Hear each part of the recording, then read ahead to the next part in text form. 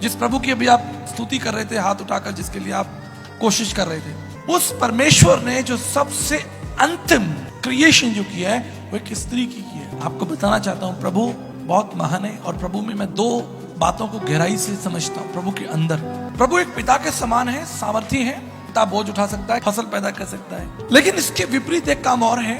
आपने कभी boys hostel की कल्पना की है? बॉयज हॉस्टल कैसे होते होंगे? पूरा अव्यवस्थित, कोई चीज कहीं पड़ी है, कोई चीज कहीं पड़ी है, कपड़े नहीं धुले तो 10 दिन तक नहीं धुले। ये बॉयज हैं, बैचलर बॉयज हैं। और अगर पुरुष भी हो तो भी वो लापरवाह, उनको इतना नहीं लगता कि यार। लेकिन अगर वहां महिला होगी तो वो क्या करेगी? वो उस चीज को व्यवस्थित कर। हमारा परमेश्वर is not God of confusion. अरे मैं बनाना भूल गया। उसने सारी चीजों को पहले बनाया, और सारी चीजें बनाने के बाद स्त्री को बनाया कि ये क्या करेगी? चीजों को व्यवस्थित करे। जब चीज ही नहीं होगी, विषय वस्तु नहीं होंगे, घर मकान नहीं है, वहाँ कपड़े नहीं है, फ्रिज नहीं है, टीवी नहीं है, तो महिला क्या व्यवस्थित करे? ठीक है, हम क्या करेंगे? हम नमक के डिब्बे में चीनी डाल देंगे, चीनी के डिब्बे में इलायची डाल देंगे। जो भी चीज परमेश्वर ने दुनिया में बनाई है उसके पीछे एक लॉजिक है, उसके पीछे रीजन है, कारण है। और सब कुछ बन जाने के बाद उसे व्यवस्थित रखने के लिए उसने महिला को बनाया, स्त्री को बनाया, कि उसे पता ये मनुष्य तो नहीं कर सकता, ये नहाएगा भी नहीं जब तक स्त्री पीछे ना पड़े। भाई जाओ नहा लो। एक माँ, एक स्त्री, एक बहन, कई उसके रूप हैं, वो व्यवस्थित करती है। और ये कैपेसिटी, ये स्वभाव, ये शक्ति, ये क्षमता उसके अंदर परमेश्वर की दी हुई है।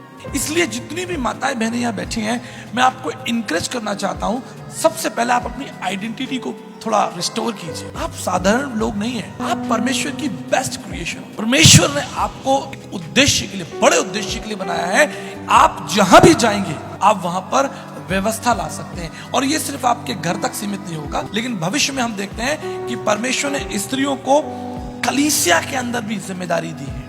आप कल्पना कीजिए, क्या मरियम के बगैर आप यीशु मसीह की कल्पना कर सकते हैं? जिसने यीशु मसीह को पाल पोस कर बड़ा किया, उसे भोजन दिया, उसके आराम का उसका ध्यान रखा, क्योंकि उसको मालूम था कि मैं एक प्रोजेक्ट पर हूं, मैं एक काम पर हूं, और एक काम मुझे प्रभु ने दिया है। जो भी दान वरदान प्रभु ने आपके अंदर रखे हैं उसकी रक्षा कीजिए, उसको बढ़ाइए, ताकि आप किसी ना किसी रीति से प्रभु के सामने ये कह सके कि प्रभु जो तूने मुझे दिया था वो देखिए।